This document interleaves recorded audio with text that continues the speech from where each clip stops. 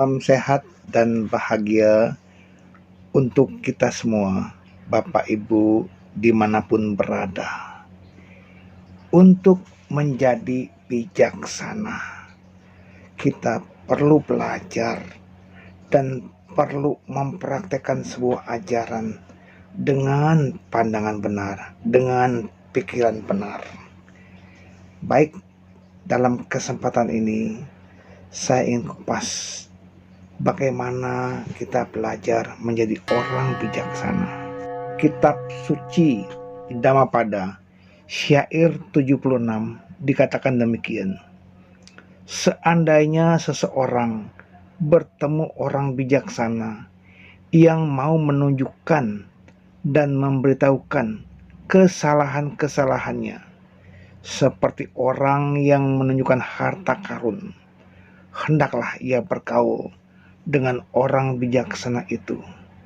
Sungguh baik dan tak tercela bergaul dengan orang yang bijaksana.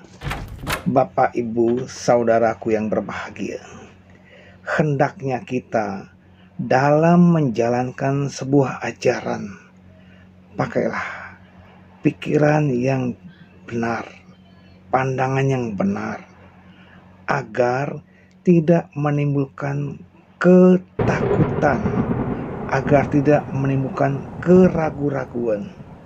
Karena apa? Karena sebuah ajaran, sebuah doktrin, bila dijalankan dengan keterpaksaan, dengan rasa takut, maka ini tidak akan membawa ketenangan batin. Demikian pula sila-sila yang Buddha ajarkan. Buddha sampaikan bahwa sila-sila yang kita jalankan berdasarkan kepada pandangan benar dan pikiran benar.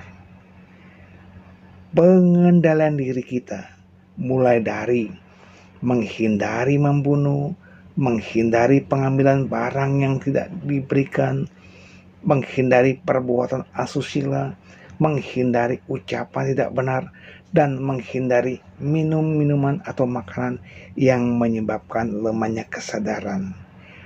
Didasari oleh sifat rasa malu berbuat jahat dan rasa takut akan akibat perbuatan jahat. Bukan semata-mata karena rasa takut.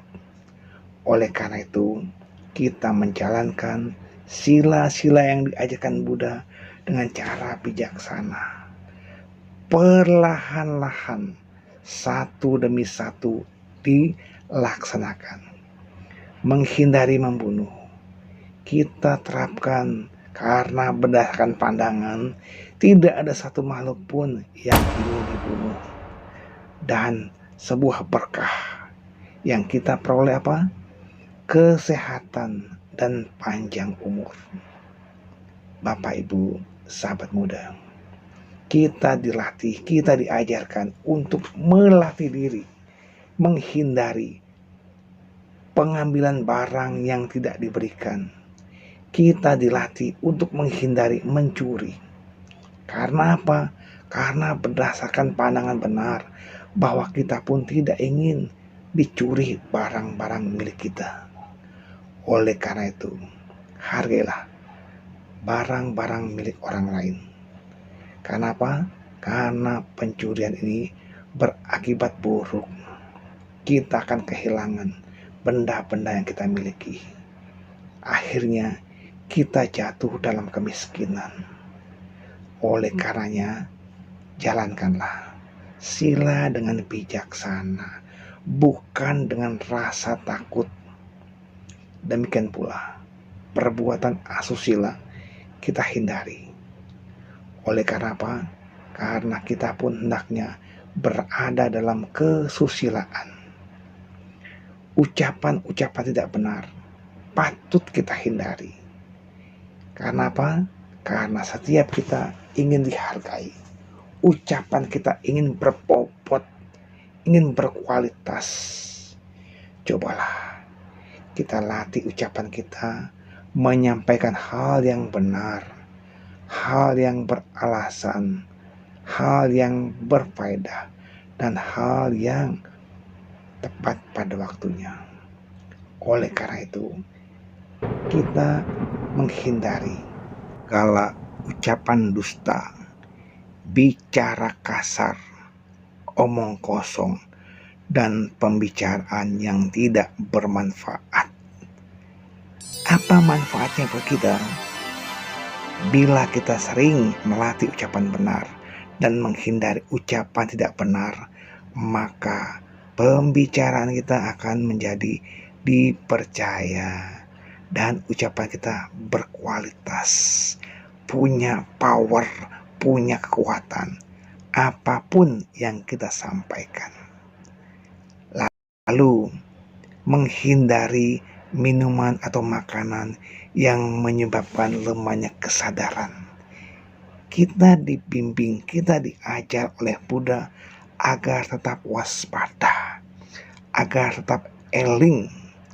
Karenanya hindarilah makanan atau minuman yang menyebabkan lemahnya kesadaran. Pahalanya kita akan jadi orang yang waspada dan bisa mengetahui apa yang kita kerjakan. Oleh karena itu, Bapak Ibu sahabat muda, Pancasila Buddhis diajarkan Buddha. Kita dibimbing untuk menjadi orang yang benar, orang yang bersusila, bukan hanya dihargai oleh orang lain, tetapi kita pun dihargai oleh diri sendiri. Karena apa? Karena kita bisa menjadi orang yang berkualitas baik sekali. Bapak Ibu sahabat muda, sebuah ajaran kita jalankan dengan baik, dengan benar. Sebagai contoh, membacakan syair-syair parita, syair-syair keng, mantra, bila dibacakan dengan penuh keyakinan, maka ini punya power, punya kekuatan yang maha dahsyat. Bukan masalah permintaan apa yang kita sampaikan, bukan, tetapi power itu adalah untuk kebaikan kita dan makhluk di sekitar kita. Oleh karena itu, jangan sekali-kali kita mempermainkan makna parita itu sendiri. Karena apa? Disinilah parita punya kekuatan yang maha dahsyat.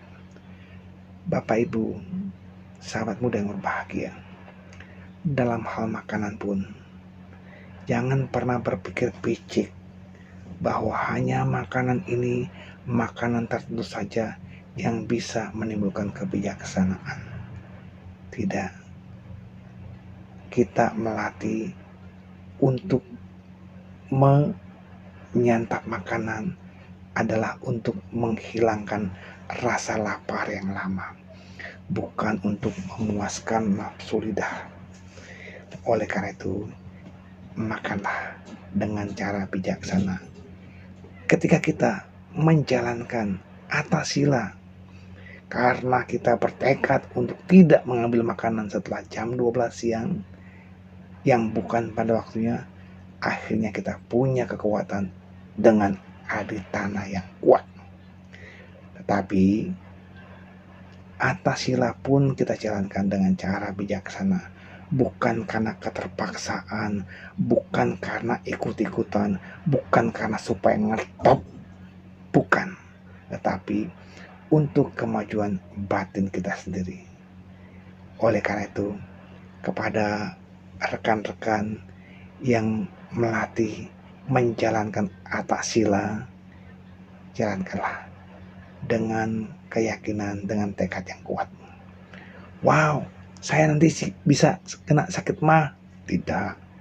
Sakit mah bukan karena makanan, tetapi karena pikiran kita yang penuh kegelisahan, penuh ketakutan.